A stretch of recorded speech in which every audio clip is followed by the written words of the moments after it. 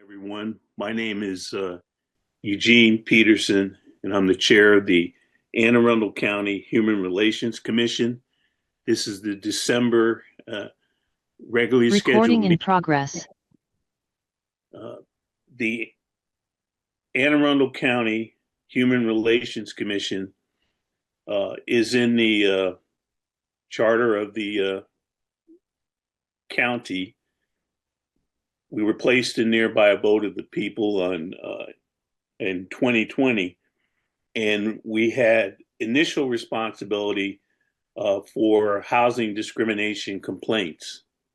You can go to our webpage on the county website, and there are complaint forms in language and English that folks can use to register with us alleged discrimination complaints.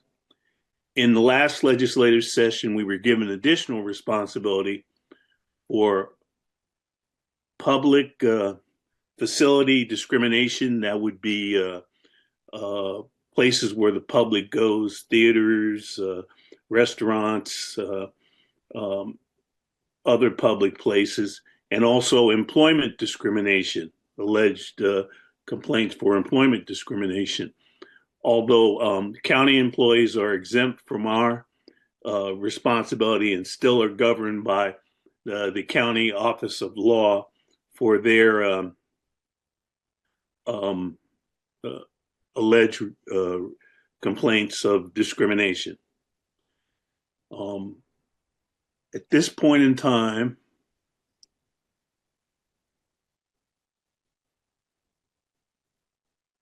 I'm waiting to see if we have our secretary.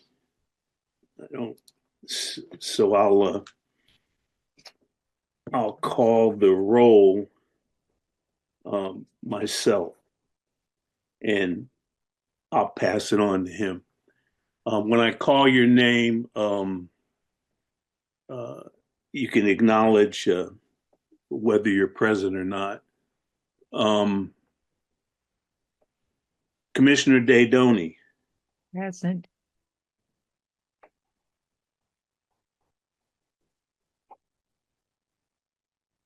Commissioner Scott. Present. Commissioner Gaskin. Present.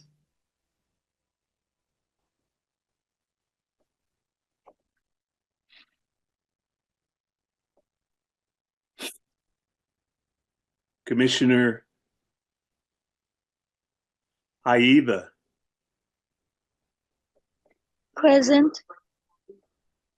Great.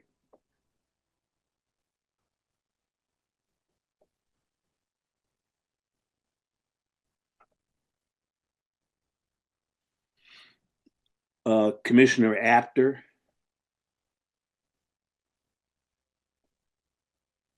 Commissioner Newman.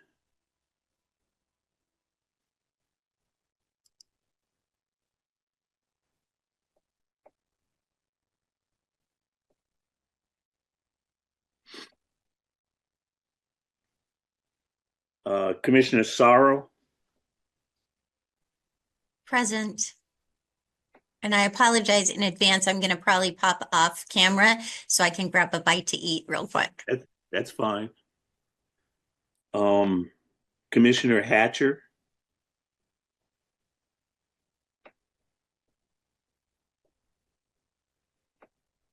Commissioner Farris.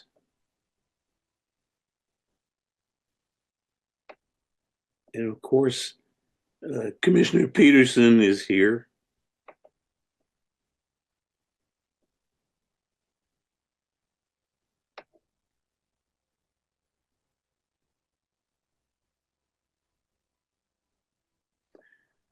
We have 6 present, so we're and Commissioner Michaels has an excused absence.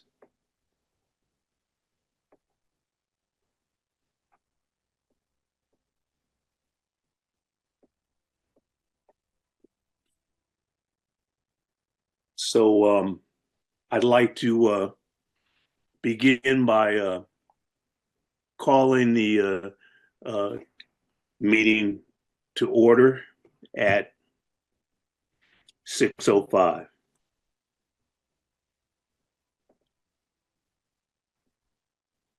Chairman Peterson, Yes, um, everyone else who knows for sure, how many commissioners do we have total? I believe it's 13. we don't have 13. We have 11 right now. Therefore, We have a couple that I think there's one that the county executive has to appoint, and one that's open, I think, in District 7. That's right. And thank is you. that not? So we're in compliance. Is that not right, Director Smith? Yes, it is. I know about the I know that you do still have a vacancy for District 7. I don't know and if you're tracking the appointees, then that would be 2. So that would leave 11. Right. Okay. Thank you. So that answers your question, right, Commissioner Dedoni? Yes, for the record, we have a quorum. Yes. We have in excess of 50% of the current members of the commission present. Right. Okay. You recently, all of you should have received, we had the roll call. You should have received the November 21 meeting minutes. And I would ask for a motion to approve the minutes with any technical corrections that may be required by our secretary, Commissioner Ferris. Is there a motion to accept the minutes? So moved by Commissioner Dedoni. Second by Commissioner Gaskin.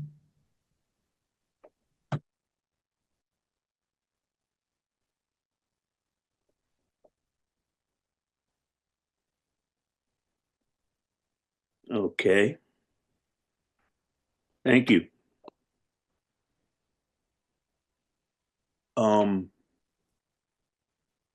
I'm wondering, Chanel has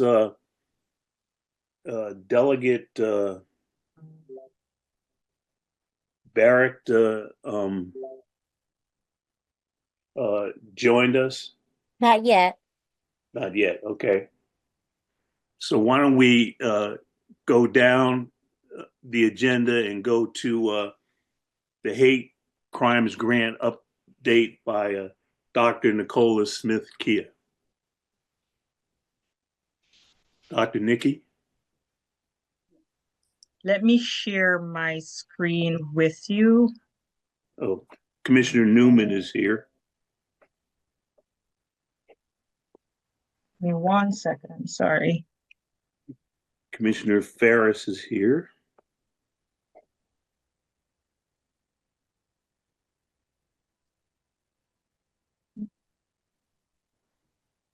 Can you see that screen? Yes. Okay, great. So again, thank you so much for allowing me the time to share a brief overview of where we are with the Matthew Shepard and James Byrd Jr. hate crimes and hate bias incidents prevention response. So I'll start by saying, I think we are all aware of the problem that exists. There has been and continue to be an increase in hate bias incidents. Between 2014 and 2023, we saw a 44% increase in the county. And in 2023, there were 55 documented cases of hate bias. By now, I believe many of you who are listening in on this call and who are on this Zoom meeting are aware of the grant that was received from the Department of Justice Bureau of Justice Assistance. This is a $1.2 million grant. It was awarded in 2023, but we started work in earnest in 2024. So we will have this grant until 2028. And the purpose of the grant is really to provide funding to one, support outreach and engagement, two, educate practitioners and the public, to enhance victim reporting tools, and to investigate and prosecute hate crimes. The county has two major goals. One, to develop a comprehensive approach to hate crimes and hate bias incidents, prevention, investigation, and prosecution. And also, we need to provide services to victims of hate bias incidents in the county.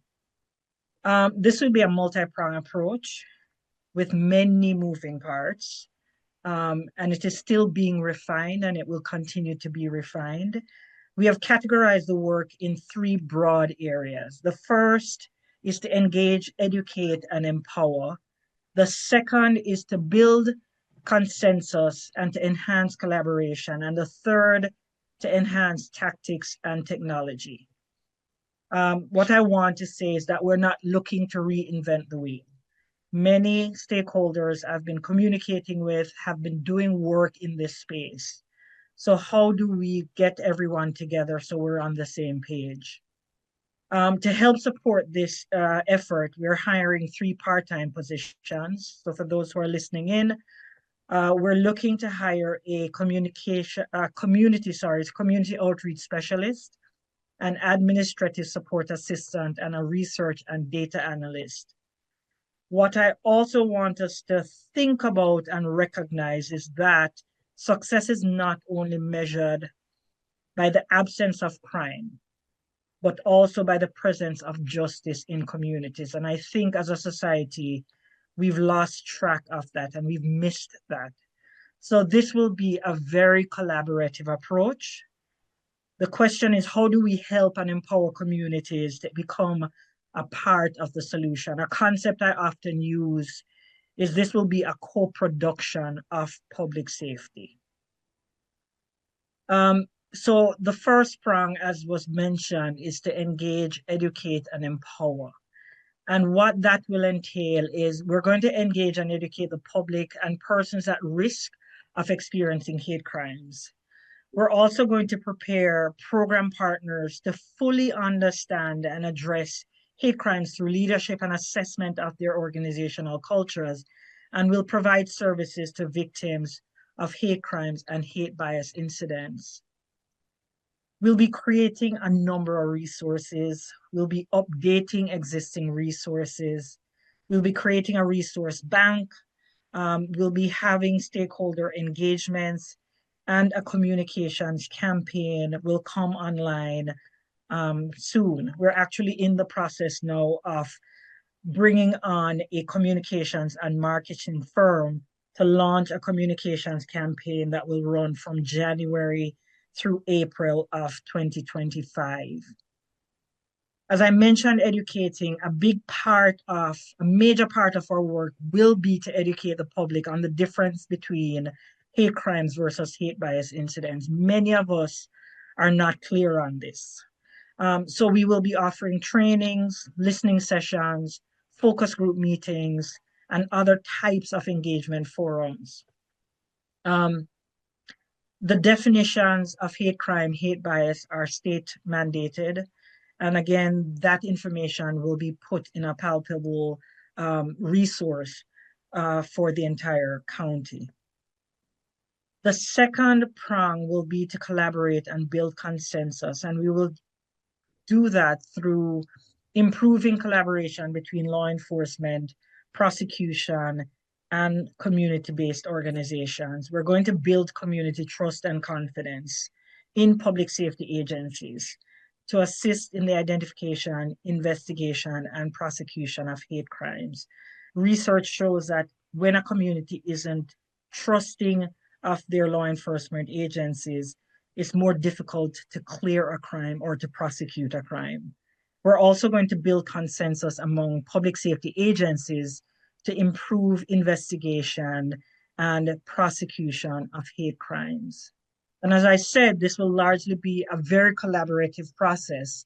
And this is a list of some of the partners that we will be working with others being added each day, right? So The main grantee for this project is the Anne Arundel County Police Department, but the project is being managed and implemented through the Office of Equity and Human Rights, and we'll work very closely with our community engagement and constituent services and Arundel Stat. We can't fix it if we can't measure it, so data will be a key part of this effort. We'll be working with public safety agencies. As I mentioned earlier, Anne Arundel County PD will be is a main grantee for this project. We'll be working very closely as well with Annapolis PD, the Community College PD, Crofton PD, and the Anne Arundel County State's Attorney's Office. Also working closely with commissions like yourself, the Annapolis Human Rights Commission as well, Immigrant Affairs Commission, Interfaith Advisory Commission, and the Commission of Disabilities, and also educational service sectors, the public school, community college, and the library system, and a host of community partners, faith-based organizations, and also nonprofits and advocacy groups. A part of that collaboration, building consensus, will be the development of a multidisciplinary team. So this is a best practice model to provide consistent and appropriate response to crime investigation, prosecution, and prevention. It will be a diverse group. We will have a common purpose and goal, very collaborative, and we'll be building consensus. We're now in the process of meeting with other jurisdictions that have successful multidisciplinary teams and learning from them. We're determining the MDT focus. We're determining initial key partners like yourselves through one-on-one meetings. Again, similar to this one, we're determining the logistics of the meeting, developing materials, contact lists, confidentiality agreements, MOUs, protocols, etc.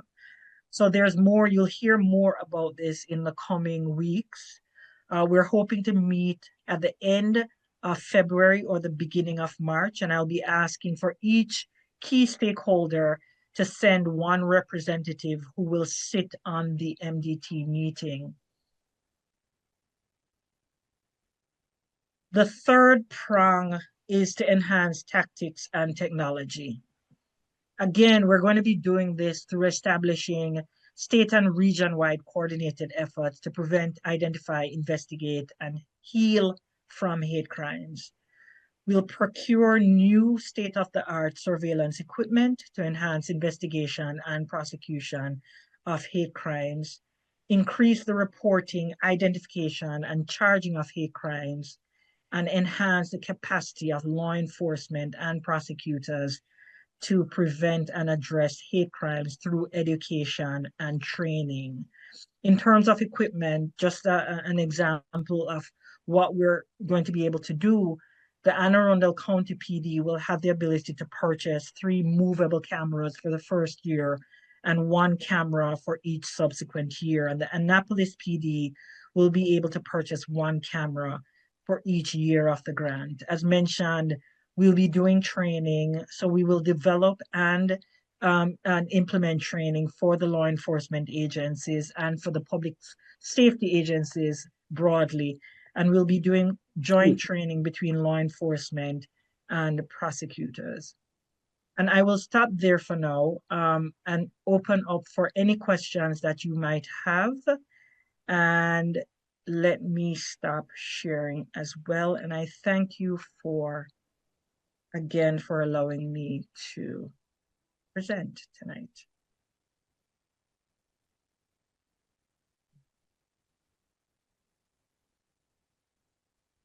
Did the sharing stop? New technology. Is it still being shared or it's? I don't think it is, but Okay, if you're not seeing it, that means it's up. okay. But I'm trying to get back to. Oh boy. Someone's screen is being shared.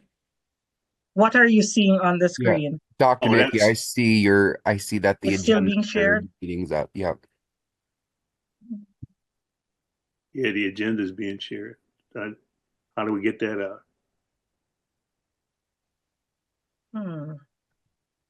It's not showing that I'm sharing on my end. Forgive me. Oh, excuse me. Trying to look at the icon and I thought it Here was we go. Okay, we're good. I fixed it, Dr. Nikki. Thank you, Chanel. Sorry. Okay, good. Any questions from commissioners? I see Mary's hand is up. Or Oh, was up. okay. What's up? Thank you very much. Do we have a way of measuring the presence of justice? You mentioned the importance, not just the absence of hate, but the presence of justice. I'm also deeply concerned about the presence of basic civility, and I'll just invite you to comment on those.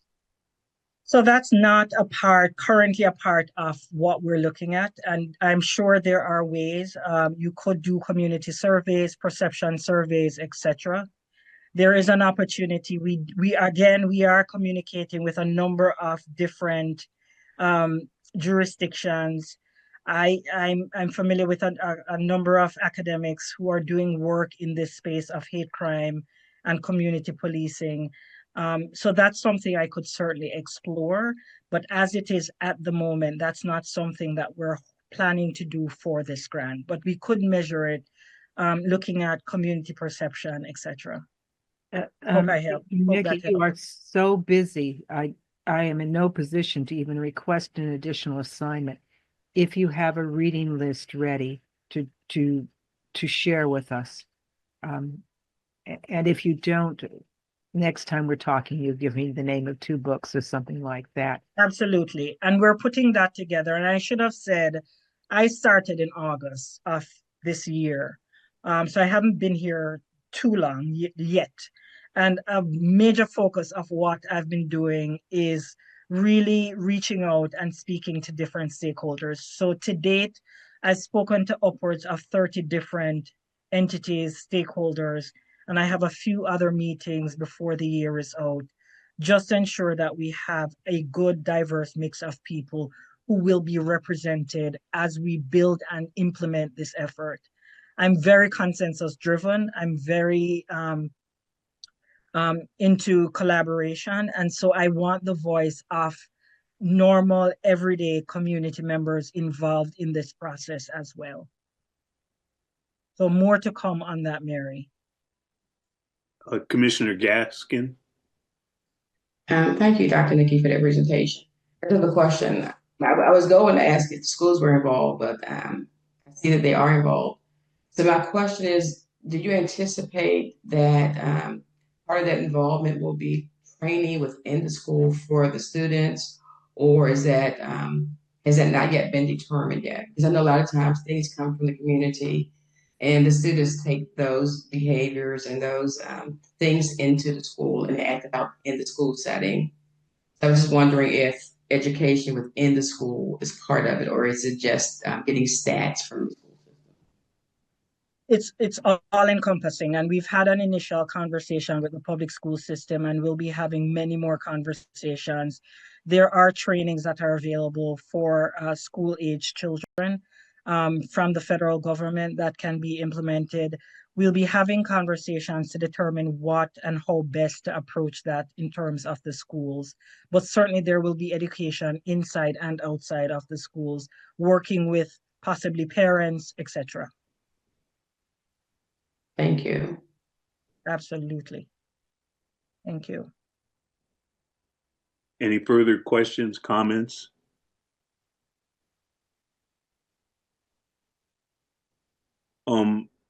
One question that I had, Dr. Nikki, is there is a difference, and it may be in different counties. I know about our county in terms of the reporting and the data that's collected between the statutory definition of a hate crime in the state and incidents that, while they don't meet the statutory requirement, are considered by the police department in Anne Arundel County to be significant enough to collect the data on and see if there can be some resolution among the parties involved. And could you comment on that? And how is your grant going to address that? So again, as I mentioned earlier, a large part of that will be education. The police departments do collect data on both hate bias incidents and hate crime. The difference is a hate bias incident can lead to or be defined as a crime depending on the motivation of that event. And so that takes some time for the law enforcement, for police departments to prosecute for that crime. So they are collecting two sets of data. And Asha, please feel free to jump in. Again, this is new for me. I'm getting to learn and know all of this. Eugene, a large part of this will be education. And so we will have resources available. We will do additional training around this area for us to understand. It's difficult for it to be prosecuted as a crime, for instance, if they're not getting the necessary information that they need from the alleged victims regarding the alleged situation. And so how do we get community members to understand what it is, and that in many situations, a hate bias incident might not lead to it being prosecuted as a crime. And that can be deflating for some people. But again, I think education is going to be key and important for us to really get across to individuals the difference between these two and what is needed for prosecution to happen. Asha, would you like to add anything? No, I think that I think you've got it. I think one of the things that we're going to be looking to do, as Nikki said, is educating law enforcement, and that's all of the law enforcement agencies within Anne Arundel County's geographical boundaries, right? So making sure that there is a uniform approach is critical, right? So that everyone has the same information, everyone understands what a hate crime is. And another thing that we're focusing on very specifically is getting communities that typically underreport to report. So very targeted, specific messaging, using ambassadors, people in the community who can really get the messages to the people, to say, if these things happen to you, you need to report it. Please report it, because it's important for us to know. And there's, potentially a recourse for some of these things that happen. We don't want communities living in fear, and tolerating things that they shouldn't have to tolerate because they're afraid to report. So that is another area of focus for us. And what I will say, and I think many of us are aware, many communities, especially vulnerable communities, have in many cases lost trust with law enforcement, have lost confidence and faith in law enforcement. So again, a huge part of this is trying to rebuild that confidence, trying to rebuild that trust. And that can only happen through conversation and consistent conversation. Again, there are vulnerable communities that are experiencing this. Do we have an opportunity, for instance, Human Rights Commission like yourself, to organize in a way that persons can call you if they have some situations, right? So it's finding different ways of getting people to share their experience with others. Let me not use the word report, but to share their experiences with others, to be comfortable enough to take it to that next level. Good afternoon, Dr. Nikki. I have a quick question. Sorry, I couldn't raise my hand because I can't find the icon. How are we going to work with schools? There are lots of hate crime related incidents in the local schools. Is there a way we can also educate or do some form of, education? So absolutely. So similar to what I said to Commissioner Gaskin, we are having conversations with the public school, and we'll be having more conversations to see how best to address that. We anticipate, again, educational opportunities, training opportunities, both within and outside of the schools. But again, we are not doing this on our own, and that's where stakeholders like yourselves will play a huge role. While our team will be myself and 3 others working with the Office of Human Equity and Human Rights, we will need other stakeholders to help with that training and education. And we might have, again, small focus group, fishbowl type sessions within schools, inviting parents, and other types of engagement forum. So the world is our oyster, to be honest. Commissioner Scott? Just something that I wanted to throw out there in terms of high school education, since this is a graduation requirement. We do have that I forgot what it stands for, global community citizenship. That is a topic that we discuss, I believe, is hate bias and hate crime. And that would definitely be a good talking point when it comes to education, since that is a semester-long class that students have to take to graduate. I think that that would be a good area to look into implementing education on this topic.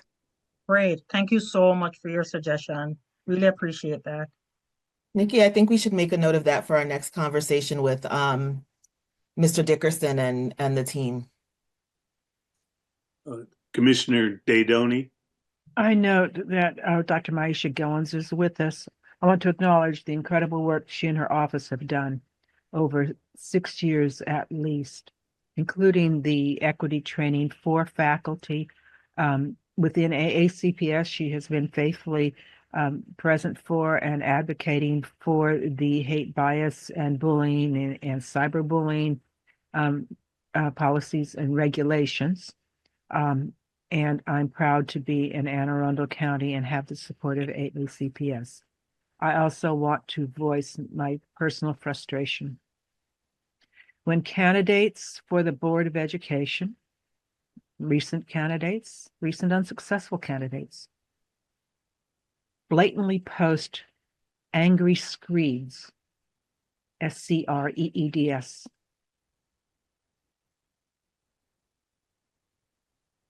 and that's just part of it. When a front page article appears in our recently acquired and formerly powerful community newspaper, city newspaper, that is written in a way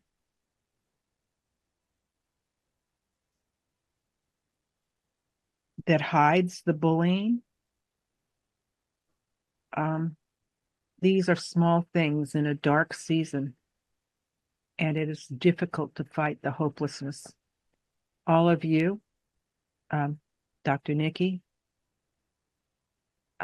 Asha, Lisa, Dr. Gillens, Chanel, Delegate Bartlett, my friends, Faye Gaskin, our chair, you give me hope, but it's hard to hold on to the hope when the public face is nya, nya, nya, nya. Point well taken. Thank you. Thank you, Commissioner Daydoni. Any further comments on this excellent presentation from Dr. Nikki? We stand, Commissioner Sorrow. Just quickly and kind of related, but not totally, to Commissioner Daydoni's comment, I am wondering if there's been any indication that over the next several years, next 4 years in particular, there's going to be any decrease in funding for this program, or if your grant funding is secure going forward. We haven't gotten any word, and I did ask that question specifically. Typically, federal grants of this nature are secure for the period. This is a issue area that goes across the aisle, and it was written into law. So I do not anticipate losing any funding for this project. Good. But anything is possible. Good to hear. Okay, thanks. Thank you. Any other further questions, comments? Okay, again, I want to thank Dr. Nikki for an excellent presentation. We stand ready to assist in any way that we can. I'll look for commissioners, volunteers for the steering committee. Dr. Nikki said at least one person. So if you have an abiding interest in this, please get your name to me and I will forward it to Dr. Nikki. Thank you so very much. And Thank if we you get all. more than one, I'll send the extra ones to you too. I might allow for 2, Okay. but that's it. That's it. Gotcha. Yes. Thank you so much. Thank you. All right. Now I'd like to go back to an item that we had earlier, and I want to welcome Delegate Sandy Bartlett, Vice Chair of the Maryland House of Delegates Judiciary Committee, who is going to give us an update on any activity relating to the wiretapping electronic surveillance legislation that was proposed last session, and I believe will be well, I'll let Delegate Bartlett tell us where that stands at this point in time. So let me see if I can get this straightened out here. Thank you, Commissioner Peterson. Oh, you're welcome. Good to see you. I'm here.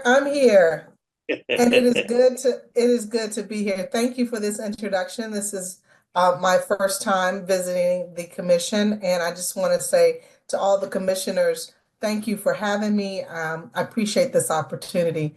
And Commissioner Dodone, I appreciate your words a moment ago. Keep your head held high. You said one key thing. They were unsuccessful. So, sometimes you win, sometimes you lose, but we keep fighting. So with that, we are introducing a bill with, I am introducing in the House a bill, and Senator Sidnor is reintroducing in the Senate the fair housing testing electronic, essentially being able to record someone as a fair housing tester. In Maryland, as you know, many years ago, we passed law that said you cannot record someone else unless you have their consent. Some exceptions fall in that, and that is if there is no expectation of privacy.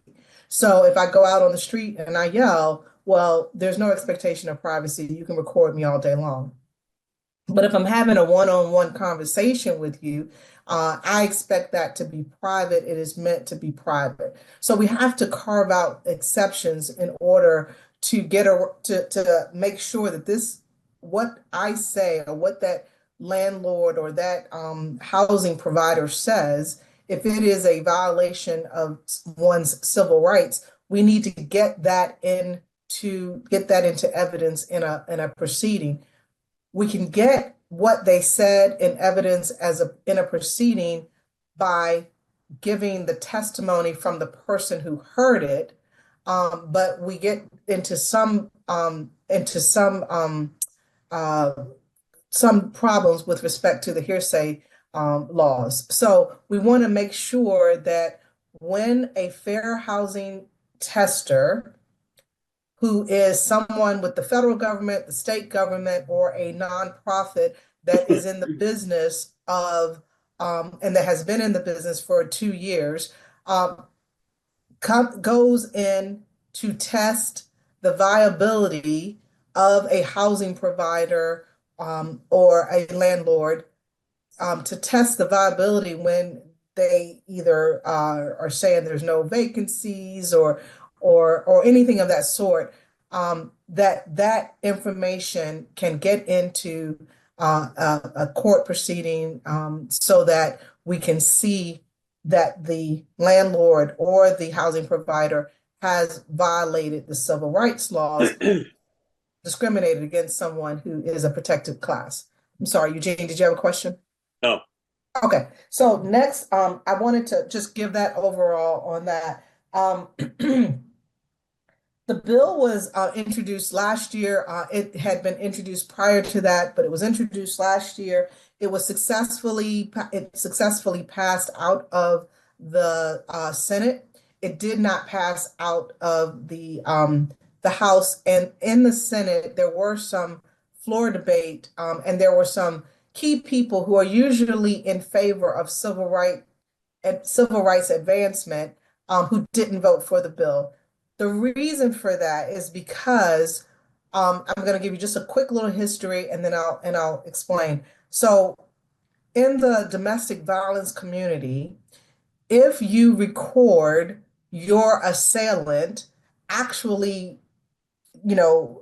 speaking harmful to you, making threats to you, anything of that sort, you fall prey under the two-party consent rule that we have in Maryland. So someone harming you, or saying or making threats to you, you are not allowed to record that information, or you could be found in violation of the two-party consent rule that we have, law that we have in Maryland. And not only could you be found in violation, it is a felony. So there is incarceration or a fine that comes with that. So in the domestic violence community, they wanted to be able to be an exception as well. Unfortunately, that bill was not moving. And so unfortunately, there was some what's the word? There was some negotiation, not even negotiation, but one was held up because of the other. Now, with that said, I see no reason why both bills could not pass, and I supported as a co-sponsor on that domestic violence bill. I see no reason why both bills could not pass, and I will argue as a sponsor of the fair housing testing recording bill. I will argue, and as vice chair of the committee that it will be heard in, I will argue strongly in favor of the fair housing testing bill, because it is not sufficient to say if we don't have one, we can't have the other.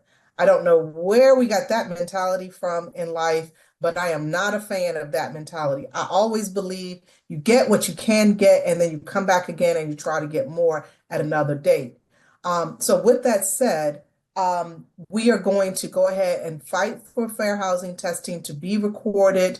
This is nothing new. This is nothing new. There are 39 other states that have this law on the books that allow fair housing testers to make the recording so that they can go into court and if someone is claiming that their civil rights are violated.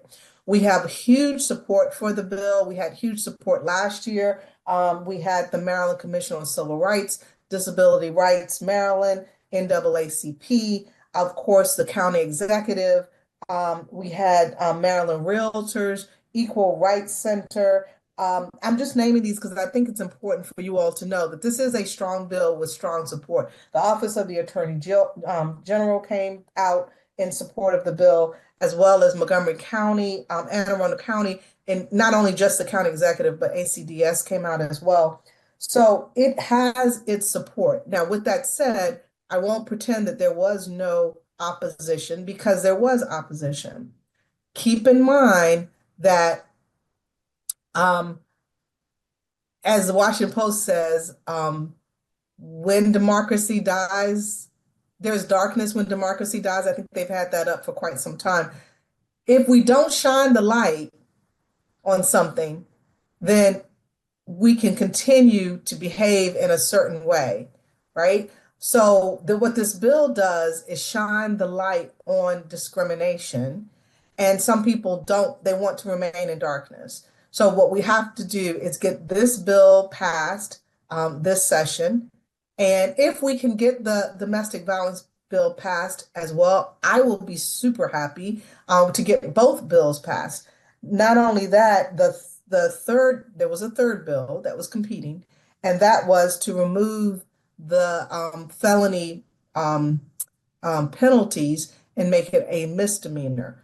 To me, that is another issue altogether. So we've got to, all the bills are heard in my committee. And I will be able to help advance the bills, and I will, do the work that I have to do as a legislator.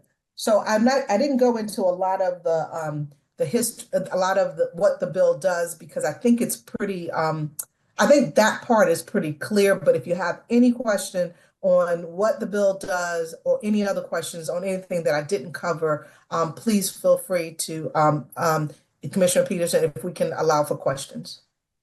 Sure. Commissioners, questions, comments?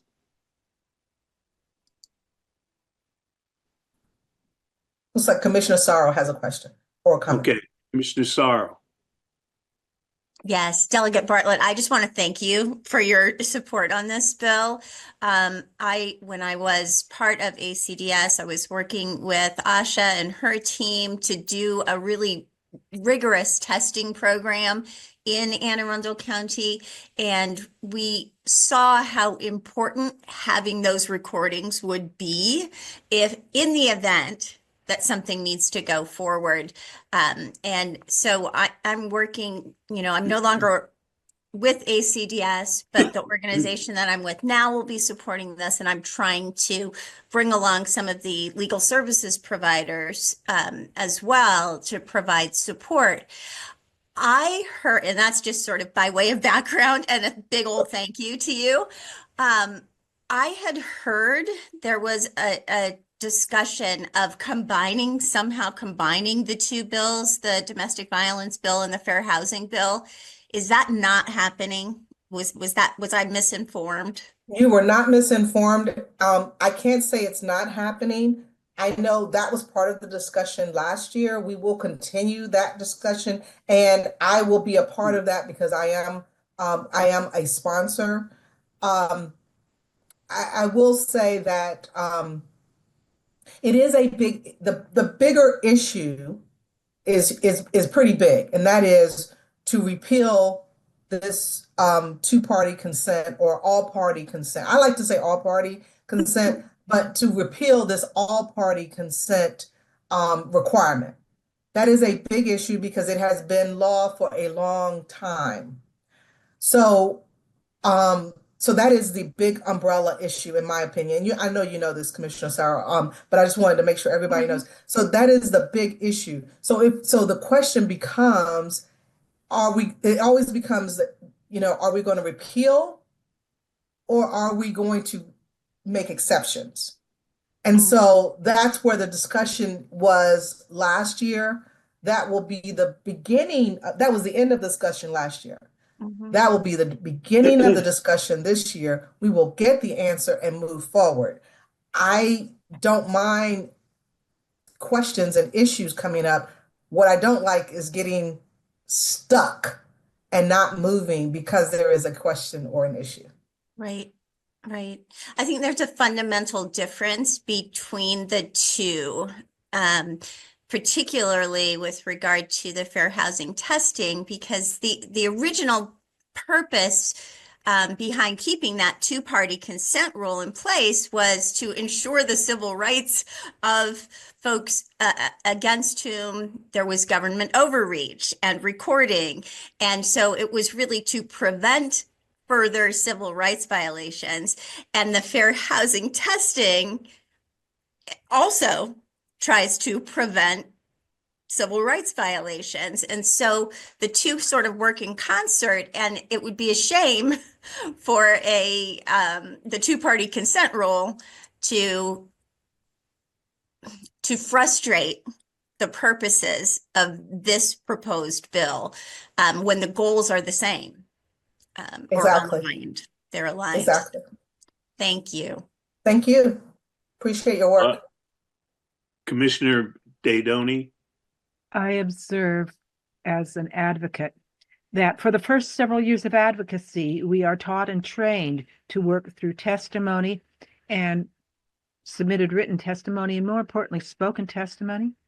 Testimony that is limited to 2 minutes at best after sitting in a chair for 18 hours. And that means those of us with flexible jobs and no children get to testify at 11:30 p.m.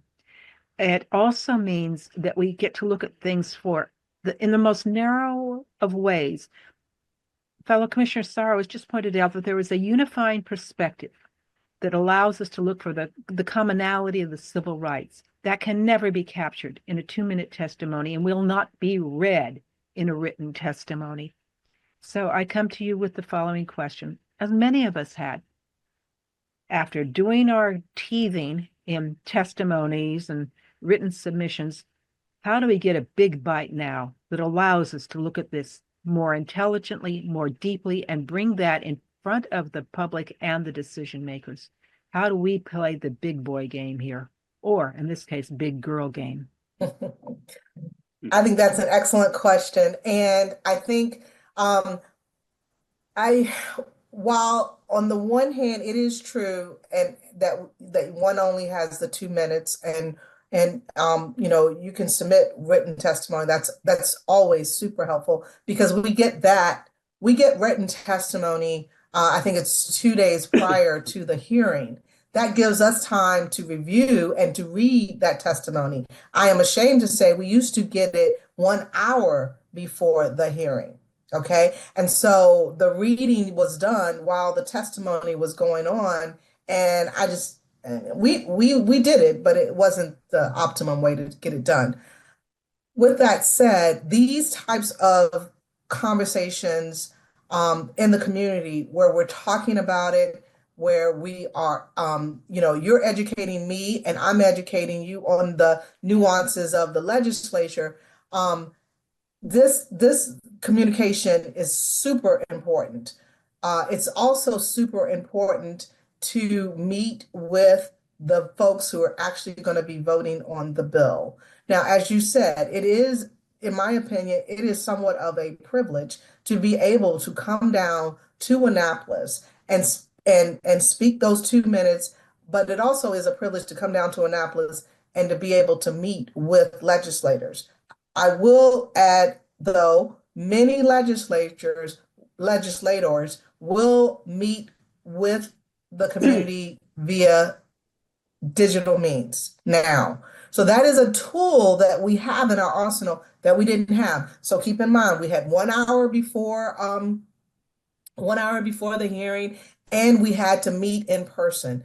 Those two things are not limitations anymore. So now I would suggest meeting via Zoom with the legislators. I would start always with judiciary and judicial proceedings because those are the folks who are going to hear the bill first. Whatever was done in the Senate was successful. The Senate, it got out of the Senate. So I would start with judiciary, quite frankly.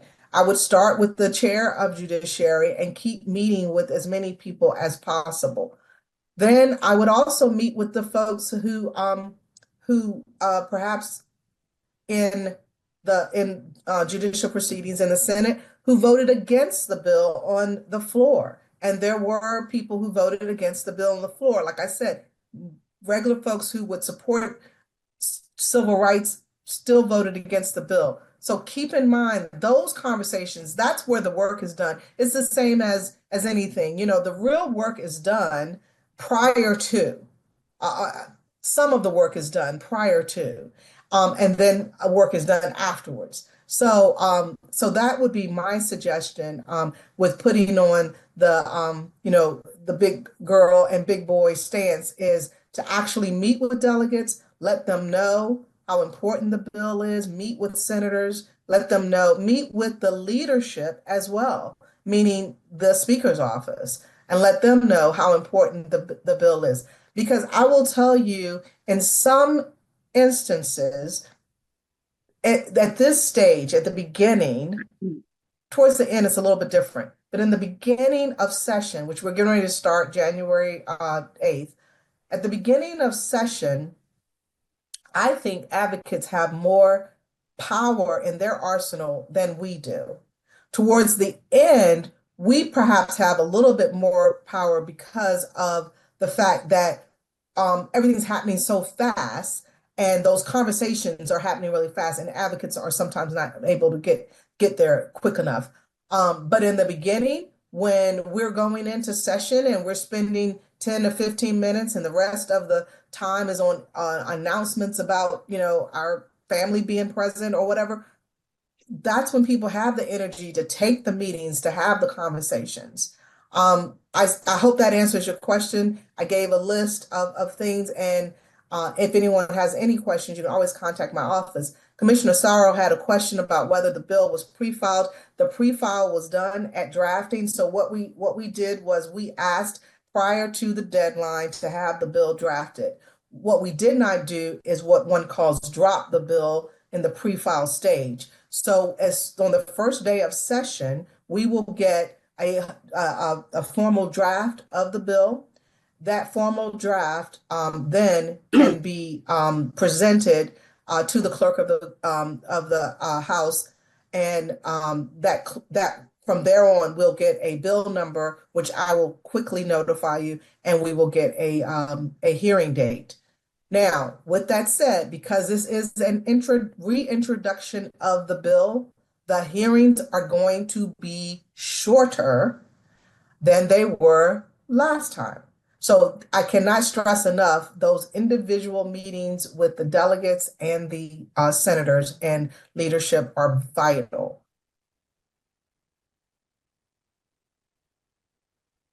All right. Sorry, that thumbs up was for for meeting in advance, not for the fact that we'll have shorter hearings. I can't remember. Well, never mind.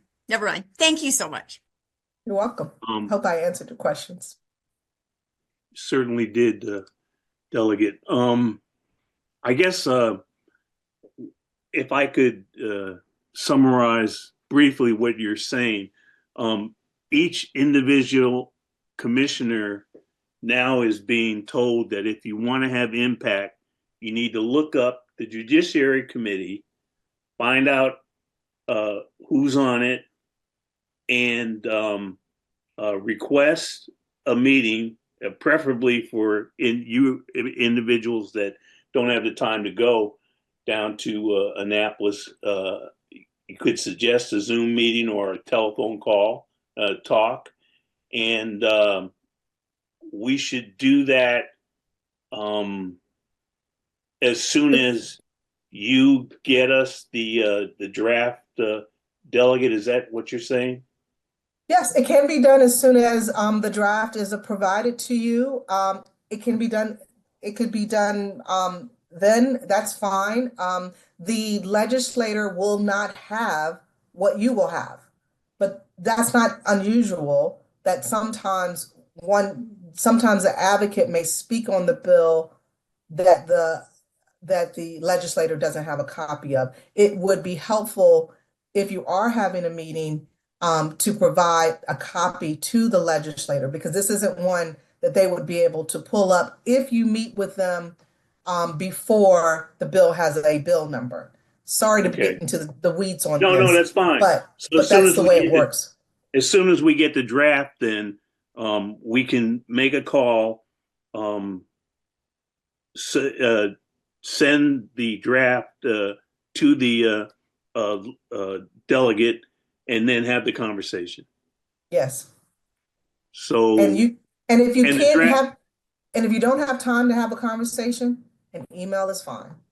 Okay, and the draft will be, because in the last session, what I did, and I let the commission know, was I emailed every senator and delegate in the Anne Arundel County delegation, urging them to support the legislation. And I also emailed a number of the Human Relations Commissions statewide. So let me just tell you a little trick, you all, as advocates.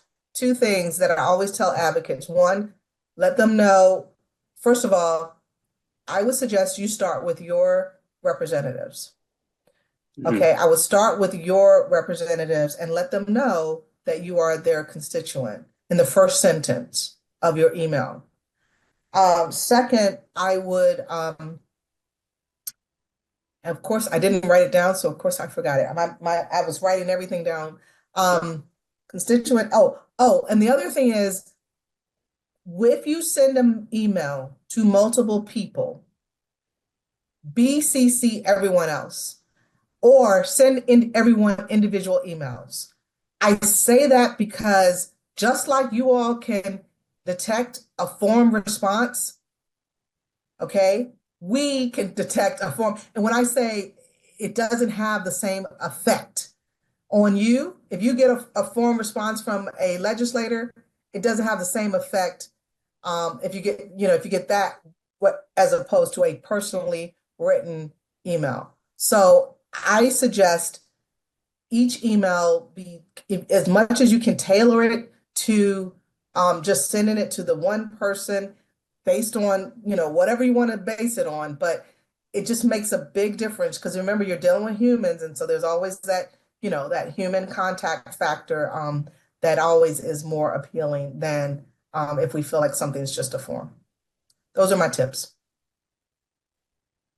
Although I will say, I did respond to a constituent with a very detailed letter, and he thought it was a form. And I took the time and stayed up late after session and wrote that thing. And I was so proud of myself. And he told someone, yeah, she just sent me a form response. And I'm thinking, oh my gosh, you just can't win.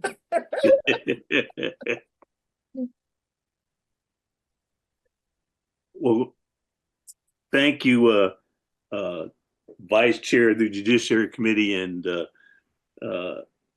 Delegate Sandy Bartlett. Any further questions, comments? Any hands up? Okay.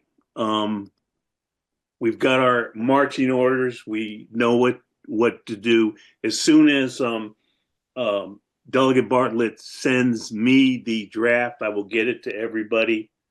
And then we can go from there. Great. Thank you so much. Thanks for having me. And I'm going to sign off now. All right. All righty. Take care. Bye-bye, everyone. Take care. Bye-bye. The next item on our agenda is the selection of our PACE Award MLK Breakfast nominee. And I'd like Commissioner Gaskin, who made the nomination, to say a little bit about this nominee.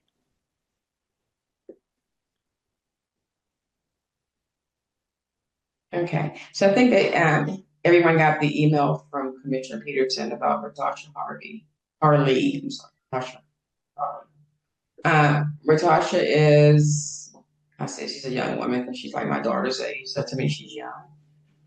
But she's very, very involved in the community. She is an educator by training, but now she does a lot of community advocacy. She's working. She's the founder of One Annapolis. She does a lot of community projects. One in particular, she did she does a community garden in Bywater for the kids down there. She's always doing different activities for the children and their parents in the community. She recently took on a project at Annapolis Middle School for which she got a grant. And they're in the school and coaching and tutoring, doing a whole plethora of things they're doing in the school. But she's always in the community. She's always trying to address any issues or concerns that are going on. She's very proactive about it. She doesn't wait until something happens, but she's actually proactive and she's trying to do preventative types of engagement in the community to work with the young people and the parents to make it a more holistic approach, community, the parents and the young people. And now she's also involved with the school in it. I just think that she exemplifies what it means to be in the community. She's a humanitarian. And she just never says no. She's just there always, however, wherever she can. And when I first met her, I was just thoroughly impressed with her. I think as all of us were when we saw the nomination. So I want to thank you, Commissioner Gaskin. And are there any comments, any questions? This is our nominee, Commissioner Daydoni. Any progress on the breakfast that you can tell us about? Yes, the breakfast will be held on the morning of January 20th, which is the official MLK birthday holiday. It's the start of the day of service. If you do that, it's also the day of inauguration. I am looking forward to that, those 2 hours of hope between 8 a.m. and 10 a.m. It's going to be at the Doubletree Hotel. It's scaled back in scope. It had grown unmanageably and unaffordably large, even though Commissioner Peterson, in one of his many roles in the community, had struggled to make it viable. It could not sustain at that level. It has been scaled back with a specific emphasis on civil rights, not just the Kingian legacy and Kingian nonviolence, which are definitely, but a refocus on civil rights.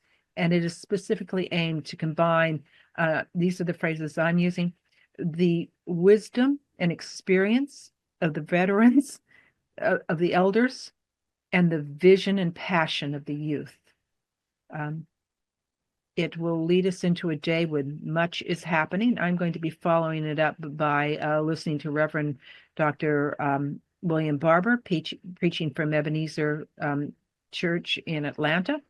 And at the end of the day, I will be returning to a presentation hosted by Repairers of the Breach under Reverend Dr. William Barber and other faith leaders who are preparing themselves now in the spirit of Dr. King's 6 steps of preparation for nonviolent direct action to respond, not react, respond with a clear moral and prophetic ear and voice to the inaugural address.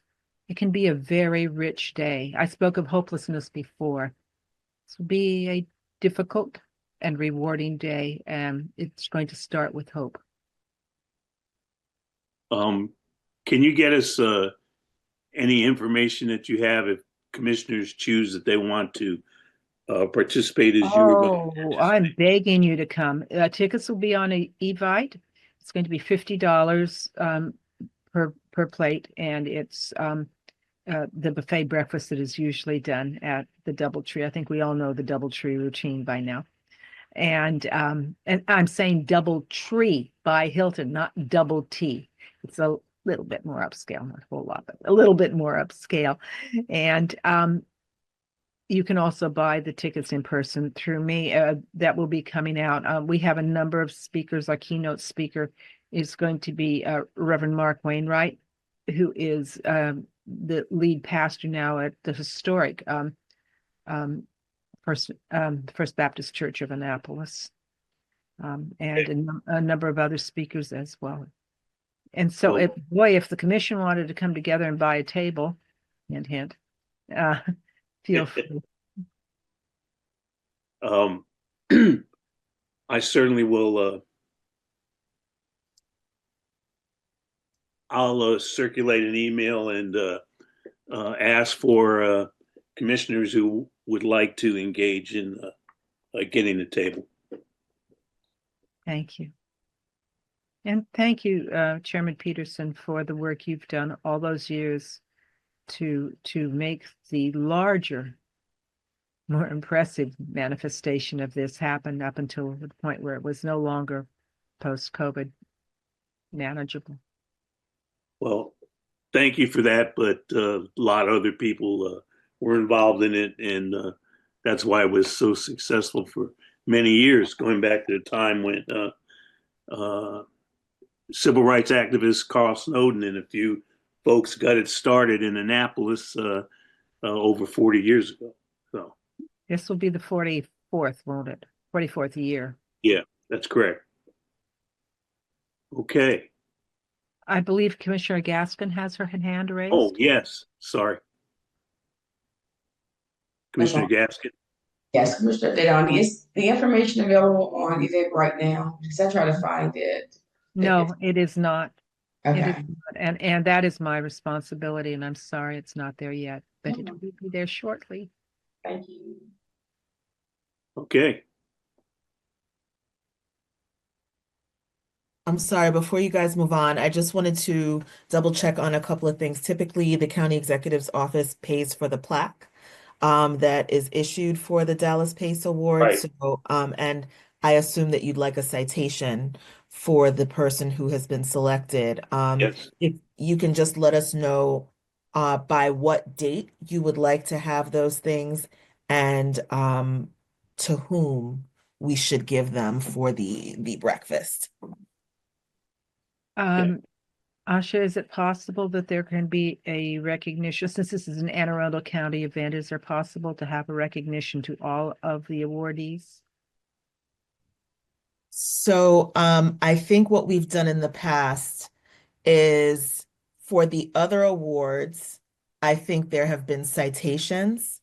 The Yes. plaque is typically to the PACE Yeah. award Right. winner. Correct. But we would just need a list, pretty timely of the award and the recipient. The awards and the recipients respectively, right? And then we can put that request in for you. We expect that to be completed by next Monday. Thank you. Okay. Great. We'll move to our next agenda item, discussion creation of a commission strategic plan for 2025 and possibly beyond. We've talked about this. I think at this stage, the thing that's needed to be done is for commissioners who have an interest in working on a strategic plan to put information into the folder that Chanel provided to us and get that in as soon as possible. I got an email from Commissioner Michaels who said he was getting ready to put his information in, and I'm forgetting the date he said he would get it in, but I think it's sooner rather than later. Um,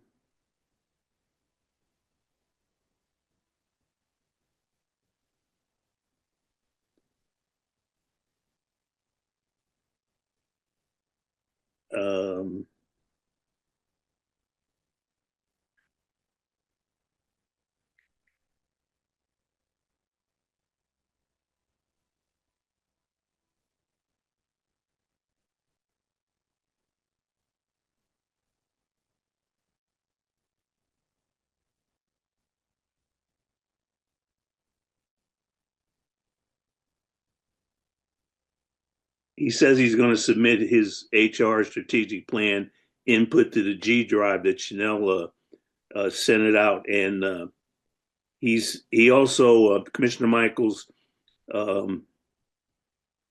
would like to set up another potential pre-meeting in January prior to the January 16th, 2025 HRC meeting to discuss how we plan to move forward. So that would seem to make sense to me. So again, what we need for more input to go into the folder. And right now, Chanel, is there anything in the folder? Now, yeah, I think some people had issues with the access, so I had to fix that. It should be Yeah, available. I was having problems with Yeah. it. I asked Michael to test it out for me because it should work, but if it doesn't, let me know. You can just email me your documents also if you haven't Okay, tried saving it to the drive.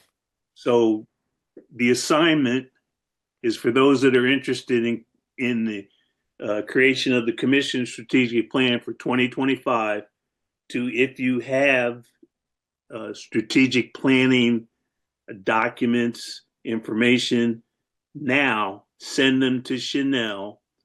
And if not, when will the updated file be ready, Chanel? It's ready now. Just if Oh, it's you're ready now. yeah, if you're having Okay. problems saving to the folder, just So if we go to that file that you sent, we can save it to that. yes. If not, Okay. just email me. Yeah. All right. Okay. So any questions, comments, or discussion about what needs to happen? it's extremely important that we get more than one commissioner involved in this process, because this is going to be our direction for activity for the 2025 year. Okay, any questions, comments? Seeing none, I'll move to selection of the vice chair. I think I asked everyone to send me a name, your name, or someone else's name that you would nominate to be vice chair of the commission. It's an important role. It helps me because I'm a one-arm paper hanger without a vice chair. And so I would just kindly ask commissioners to forward any information, any interest that an individual commissioner might have, or someone that you've observed as a commissioner that you believe would be excellent for that slot. And if you could get that information to me by the first of the year, I would be appreciative, or sooner. Okay, our next item is Unity Day planning. And the reason I had it on for discussion is that we invited, oh gosh,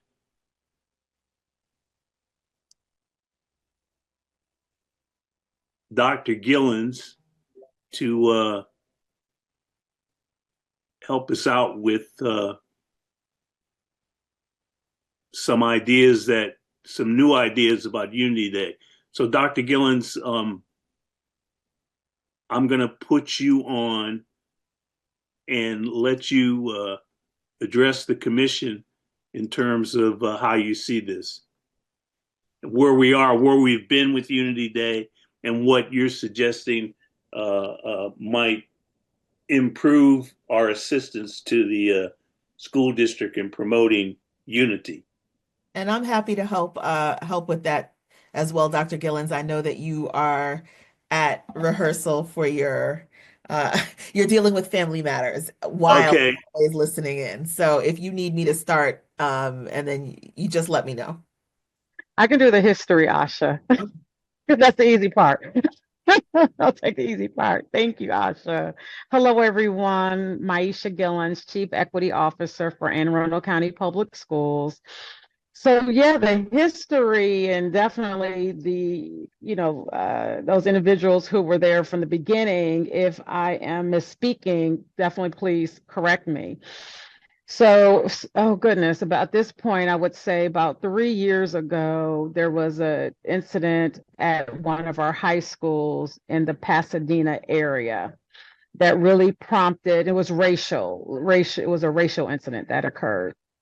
And from there, there were efforts in the school district to address the incident. And then we began having issues that were targeted towards sexual orientation and identity. Again, same zip code. And so opportunity for partnership, I believe the commissioners came to Anne Arundel County saying, hey, how can we partner? We clearly see there's an issue. What can a partnership look like? And that's when we had the first Unity Day in Downs Park in Pasadena. And the partnership was around tree lighting, right? Really lighting the tree to symbolize we're coming together as a community. We had a keynote speaker, we had refreshments, we had the cheerleaders from Chesapeake High School. There was a chorus that was there from Northeast High School. And it was a beautiful program. The landscape, just the park in itself is just a beautiful park. There was low attendance, right? We were disappointed that more people didn't come out. And I think we could attach a lot of different meaning to that. Either could be well, are people really interested in unity? How are folks defining what unity means? And also when it comes to even advertisement. And those were some lessons learned as far as advertisement that I do think we did better the following year, which then we moved to the South River area, where I was South River and Southern.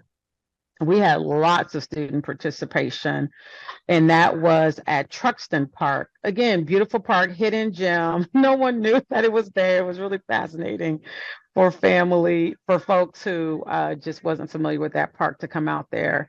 Again, keynote speaker. This time we had resources. There were resources, all kind of resources from different agencies that families had access to there. We had student performances. Again, I would say one of the big lessons learned there was when students performed, they left. And so I don't know if the other attendees agree with that point. And I know parking was problematic because we did not anticipate that every single performer will have their own individual car and not take advantage of carpooling or a bus. So that definitely was some feedback we received. So fast forward to thinking about this year and what this year will look like. I have definitely mixed emotions about it. I think that folks who participate, I think they have a good time. I do. I think you're there, you're hearing student performances. I don't know if it's meeting the outcome that we want, and that's unity, right? I don't know if more intentional dialogue needs to happen.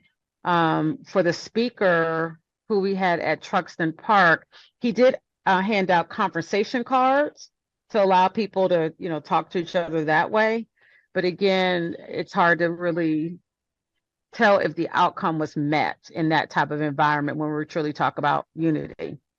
So another thought is there a place for the commission to interact with our student equity advisory group? We have a group of students who have been selected. This is outside of your, I'm going to do air quotes, traditional leadership groups that you hear of, SGA, CRASC.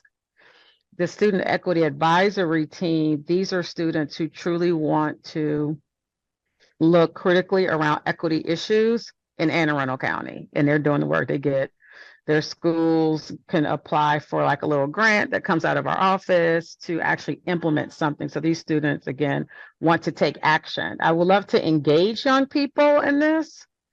I know it was a student, obviously, and Jaden was at that time. I don't think you were our student. Wait, you were a student at South River though, right? Yes, Jaden. But there was another student when we were over at Downs Park. And so I just think that having a group of students to engage and really asking them what would unity look like for them. I do think sometimes as adults, we still miss the mark on how do young people really define unity? And I'm getting some of that kind of feedback, even with these Unity Day lessons that come out. And I'm learning my lesson where I'm actually going to take all these lessons and give it to the students to vet through, because clearly I am no longer a student. It's been a minute since I've been a student. So I'm learning. So that's what I offer. I just wonder when we talk about, did those activities meet the intended outcome? That's what I'm processing. Did those opportunities meet our intended outcome? Can I add something really quickly, Chairman Peterson? Sure. And just adding to what Dr. Gillen said, about the history, as a reminder, part of the reason why the commission took this on is because we know that there have been concerns in schools, and the commission has always asked, well, what's the school system doing? We know that kids are only in schools 8 hours a day. And so this was intended to be a way, the school system very clearly said, we need the community and parents to step up, in as much as asking questions is helpful. Some of the things that are happening in the community. They're happening outside of school. There are incidents that are, coming into the school that sometimes are a continuation of things that happened outside, or, you know, really a reflection of attitudes that are being formed in the community. And so, our participation is really, or the commission's participation is really to support the school system and their efforts to advance equity and unity with students. So that said, when Dr. Gillens, you know, talked about this student equity advisory team, I think what she's proposing, or what, you know, we considered proposing to the commission, is a conversation with this team, a listening session with these kids, where maybe the commission has some questions that they want to give the students to answer, but hearing from the students about what's going on in schools and how they would like to be supported. Maybe what's going on in the community, how the commission could assist, and making it a little bit more productive for the commission to get that information, and productive for the students to hear and have an opportunity to speak. Okay, comments from commissioners?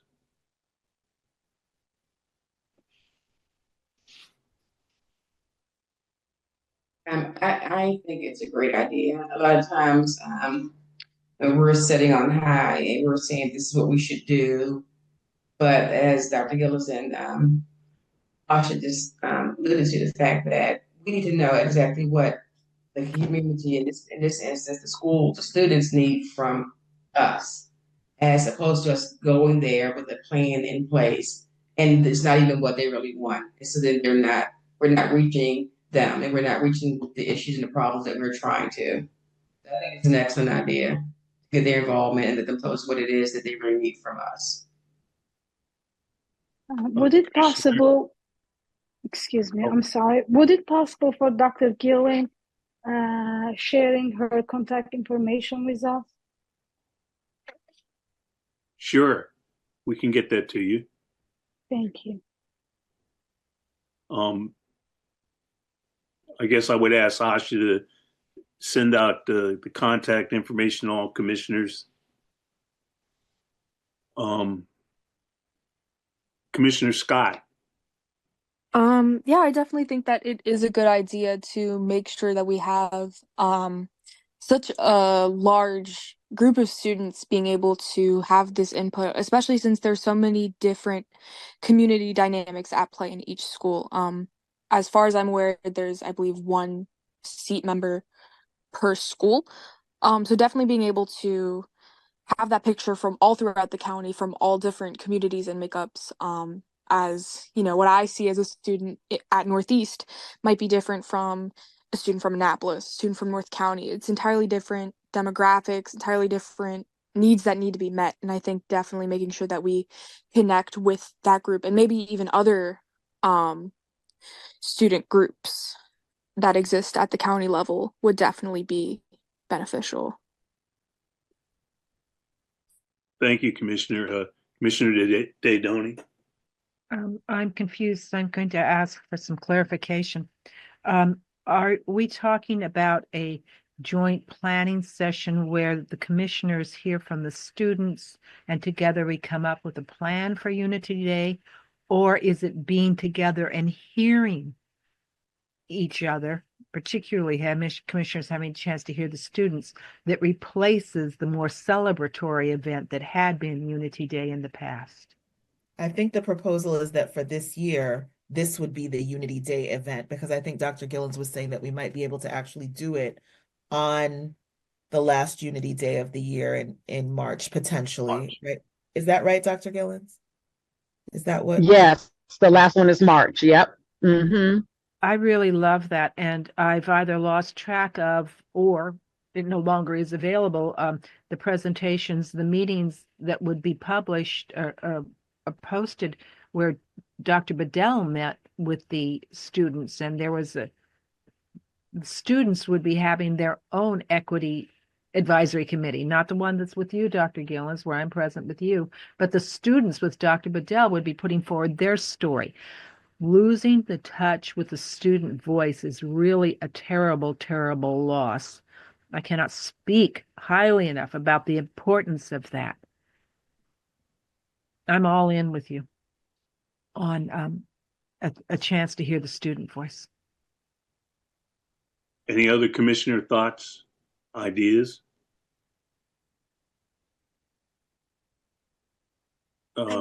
I really like the idea. I'm sorry I couldn't find my hand. That's okay, I got you. Sweet, changing it to being under reactions instead of just having a hand you can click on is making my life difficult. Um, I really love the idea of gathering information from the students and giving them an opportunity to tell us what they're concerned about, what unity means to them, and how this commission could help them.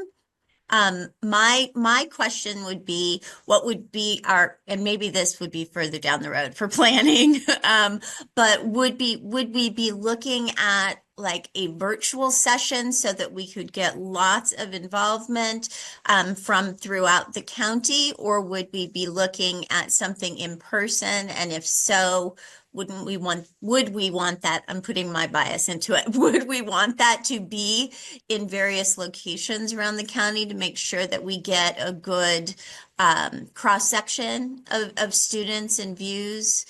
Those are things that I would be most interested in exploring, because I think we'd want to hear from as many of the students as we possibly could.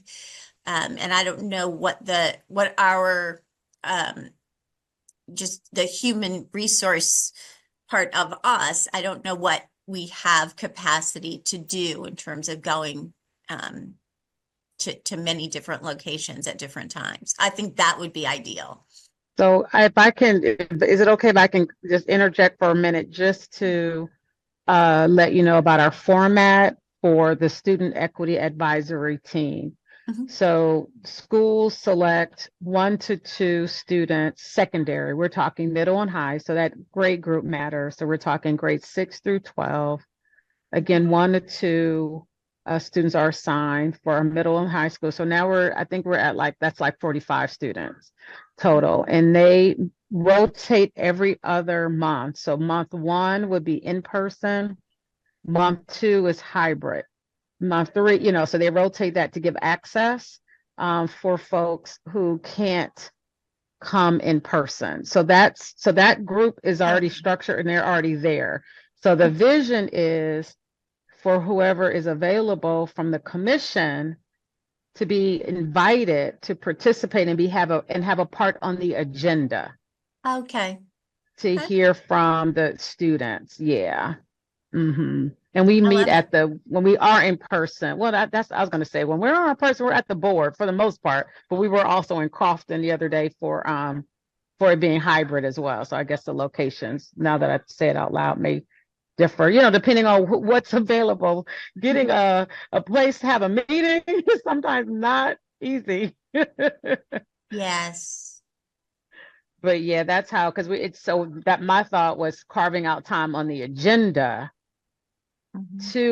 so the students can know who you all are, what you all are about, ask you questions, because remember, these are young people who are all about making communities better.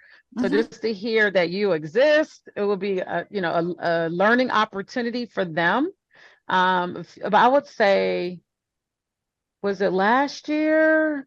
They had James Kitchen come to talk about all the opportunities, right, for young people, for youth, and through the county exec's office, which was really, really cool opportunity. So again, just giving them knowing about what you do, and then hearing from them and talking about the Unity Day. And trust me, young people will let you know what they think Yeah. is a good idea or not. Yeah. So we would be relying on an already existing group to gather Yes, information from all over yes, the county. Gotcha. yes, Gotcha. yes. And they represent middle and high school across the district. Yes, Gotcha. Gotcha. yes. I love it. I love the idea.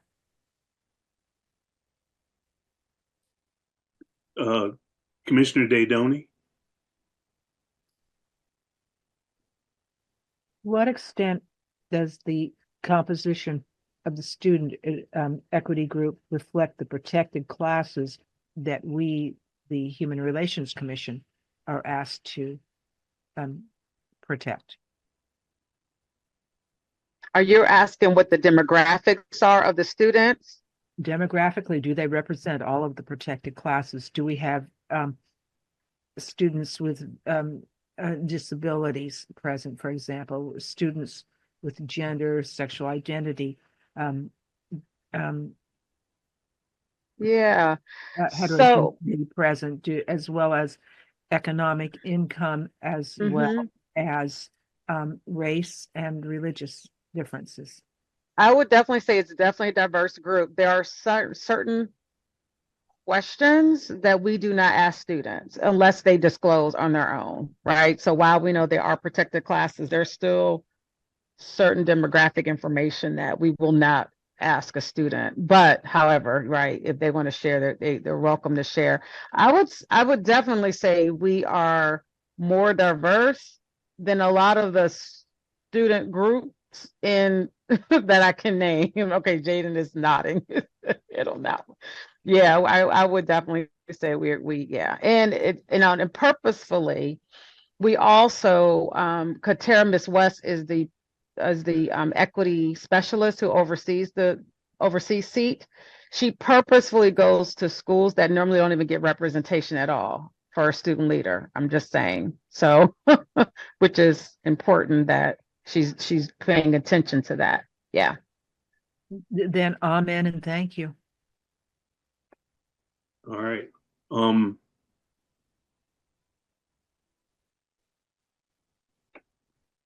At this point in time, I think that we need to see if there's agreement that this is the direction that we want to go in. So, is there a motion to charge the Unity Committee with pursuing a meeting with this, and it's called what, Dr. Gillen's the diverse? Sure. It's SEAT, SEAT, Student Equity Advisory Team. We want students to have a seat at the table. You like how we did that? Well, I didn't do that. That was Mrs. West's work. But it's SEAT, SEAT, Student Equity Advisory Team. Okay, seats with the seat team, pursue a way to meet with the seat team, and perhaps kick around the idea of, as Dr. Gillens has suggested, in-person meeting, and then maybe it could also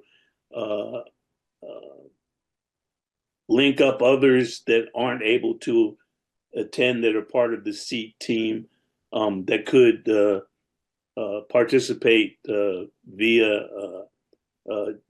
digitally, like an in-person and a Zoom type of thing. How that would work out.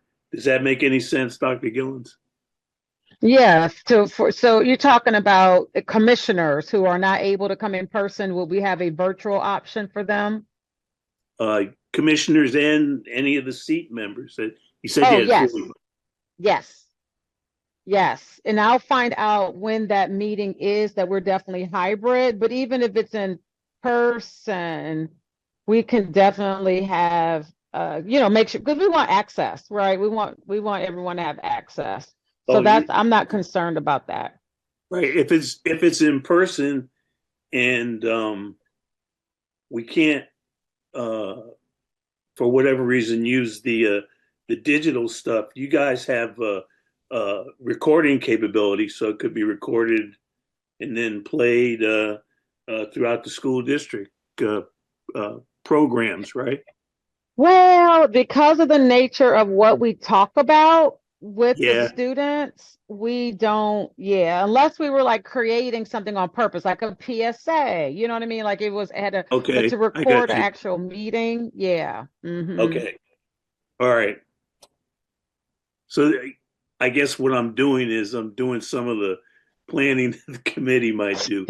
So, We'll figure it out, I promise. yeah, we need to, Commissioner Daydoni.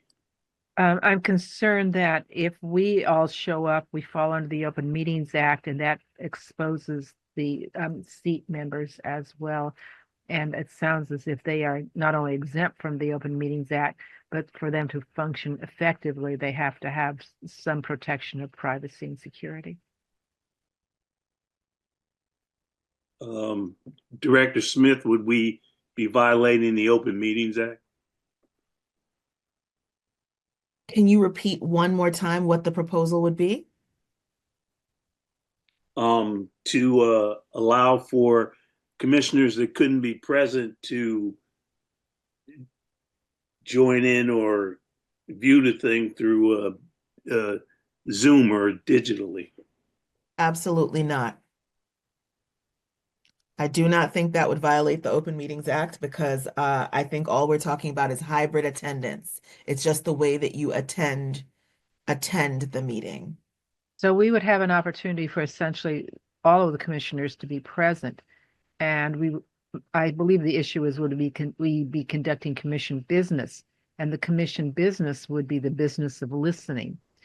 I'm stretching it there. I'm testing and putting that out as a testing point. I think there's actually another question that we have to consider, which is about the student and the ages of the students and putting them in a recorded public forum and what that requires in terms of consent, right? So, which That's correct. obviously need not be an obstacle. It's just something that we have to consider as we plan.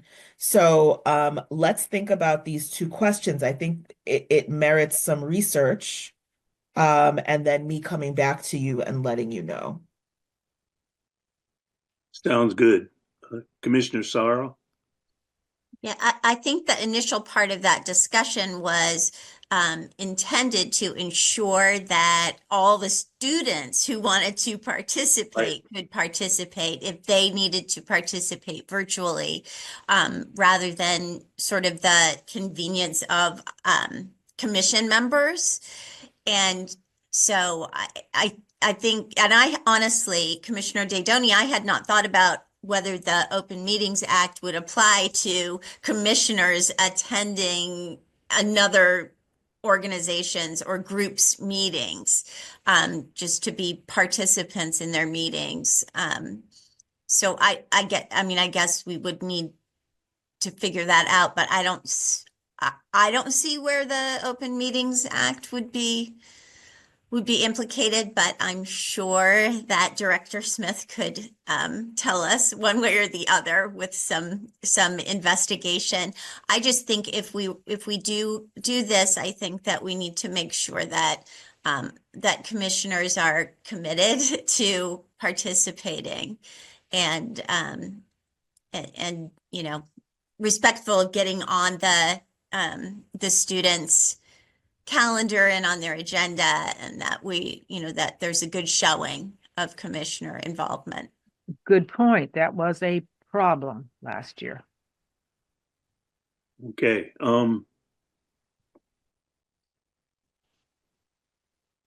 I guess to summarize, I'm going to ask Director Smith to set up a time when folks who are interested can participate in the planning for this event. And that'll be sometime in January, early in January, I would think would be our first meeting, or, whenever you think it's appropriate. And we'll flesh out these issues and come up with recommendations to the school district about how we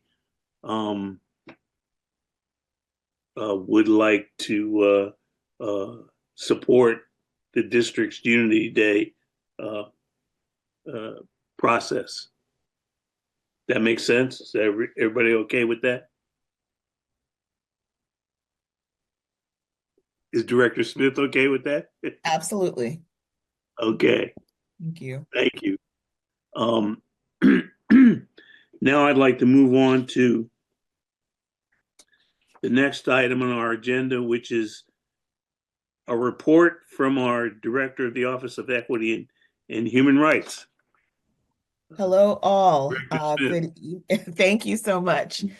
Good evening and happy whatever you celebrate when it comes. We're in this home stretch. I think we're all looking forward to the end of the year and a little time off. I wanted to start by letting you know about an event that's going to be sponsored by our office in collaboration with the Office of Hispanic, Latino, and Multicultural Affairs. I think you guys have met Allison Flores, who is the director of that office. She has a wonderful outreach coordinator who works with her named Alejandra Melnick. And we are collaborating for an event on January 25th. We are hosting this event for what we're calling our social advocacy commissions. That includes you guys, of course, the Commission for Women, the Commission on Disability Issues, the Immigrant Affairs Commission, the Interfaith Advisory Council, and the Community Repair and Reinvestment Commission. And so all of the commissioners on those various boards and commissions would be invited to this event. It is a Saturday morning.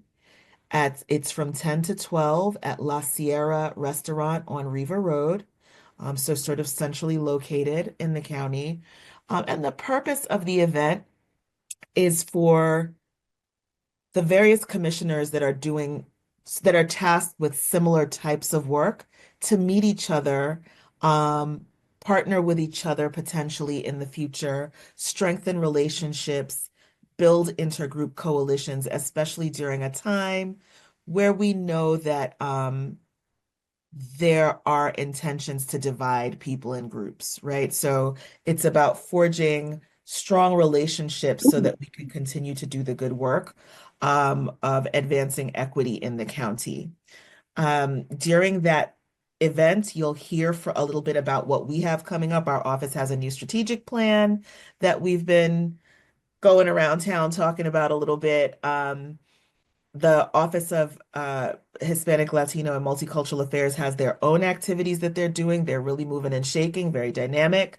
And someone will probably be there from community engagement and constituent services to also give you a little overview of relevant things that are happening.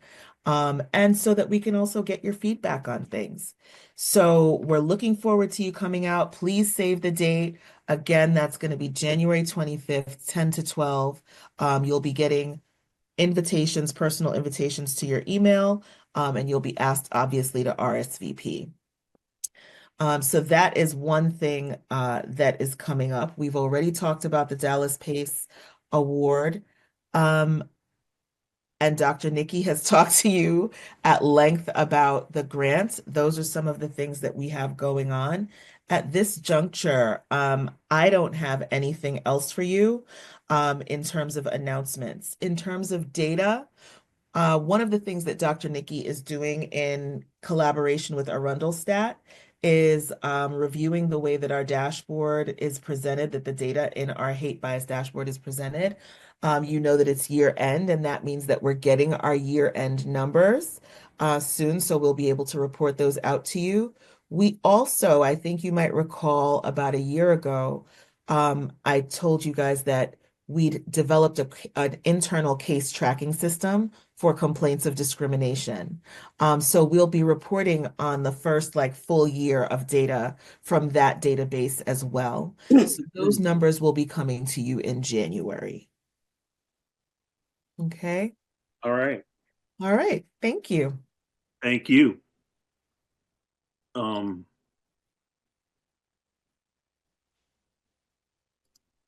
don't believe Commissioner Hatcher is available, so we won't have a report on her liaison activities with the Annapolis Human Relations Commission. And at this point in time, I'd like to propose that since since we have about I think Director Smith communicated to me that we have about $4,600 in our budget, and I'm wondering if anybody would want to propose that we make a motion, and I believe Commissioner Daydoni, is it 10 seats to a table? Yes, it is. Okay. So that would be $500 that we would take from our budget and buy the 10 tickets for the MLK breakfast on January 20th. I'm going to have to recuse myself from this discussion Yes. as chair of the committee for the breakfast. I understand that. Is there a motion to proceed with that? So moved. It's Commissioner been moved Sorrow. by Commissioner Sorrow, Second. seconded by Commissioner Farris. Is that correct?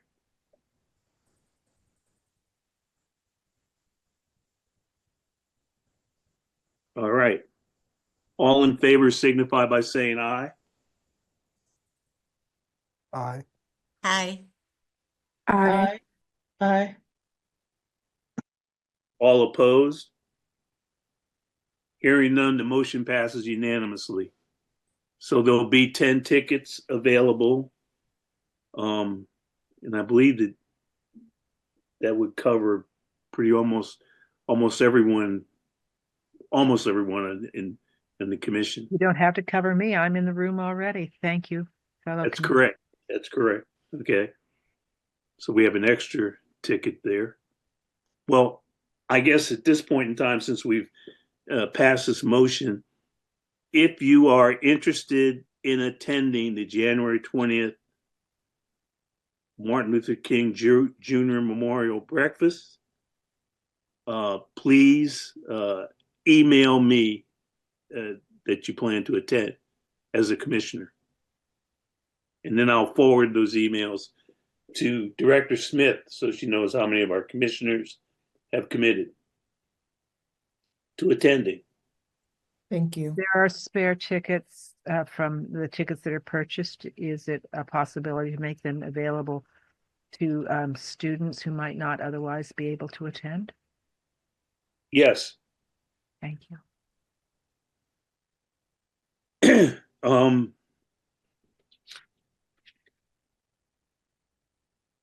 The only other item that I would have for us is we'll have a meeting in January, and Commissioner Michaels had asked if our January meeting could be in person, but I think Commissioner Gaskin, you'll be away. Is that not correct? Will you be here in January? I'll be there. I'm actually away right now, but I'll be on. Oh, you'll be here in January. Yeah. Okay, so Plan to be there. all right. I'm going to go ahead then and set up an in-person meeting in January, the third Thursday in January. Anybody have any objection to that? Okay, hearing none. Where will it be? Where would the meeting be? Yeah. Well, we've met at the business center right down the road from the school district, and there is a meeting place there. Is that not right, Director Smith? There is, it's the Independence Room, but I do have to make sure that it's available. The Department Yeah, of she's going to check and see if the Independence Room is available, and if that's not available, we will find another suitable place to have everybody together. Okay. So we will have an in-person meeting in January. Chairman Peterson, I realize we're 5 minutes from adjournment, and I Yes. have raised with you the Oh, question. that's right. I'm sorry. I apologize. Go ahead. You need to. It- At our last webinar about housing, it it occurred to me that credit scores are a barrier. And I have asked various organizations, and I'm asking the Human Relations Commission, if we are interested in participating in some workshops on credit remediation, not just information, but actual practitioners present to help with remediation. And this would take some planning. So I introduced the topic now. I've also raised the issue with the NAACP. The NAACP has an economic it was called empowerment, but the economic development committee that makes this their job, and a standing relationship with an organization, Black-owned organization that does this kind of work. And we also have relationships with several other organizations. I'm not sure that we're ready for a motion. The question is, are we ready to engage in pre-planning discussions as the Human Relations Commission? And Asha, perhaps this is outside our purview in helping co-sponsor these kinds of events. I don't think it's outside of our purview. We can co-sponsor events. But what I'll do is, why don't we place this on the agenda for January? Is that okay, Commissioner Daydoni? It's fine with me, and I'll come back with more information. Yeah, and we could flesh out something and make a presentation at that time, exactly what this would look like for the commission. All right. And I don't know if Community Development Services, it seems likely that they would have a role to play as well.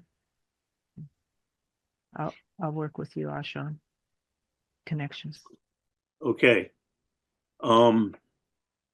At this point, I'd like to ask for a motion to adjourn. We'll be meeting in person the third Thursday in January. Is there a motion to adjourn? So moved. That's Commissioner Farris. Seconded by Commissioner Dodoni. And second, Daydoni.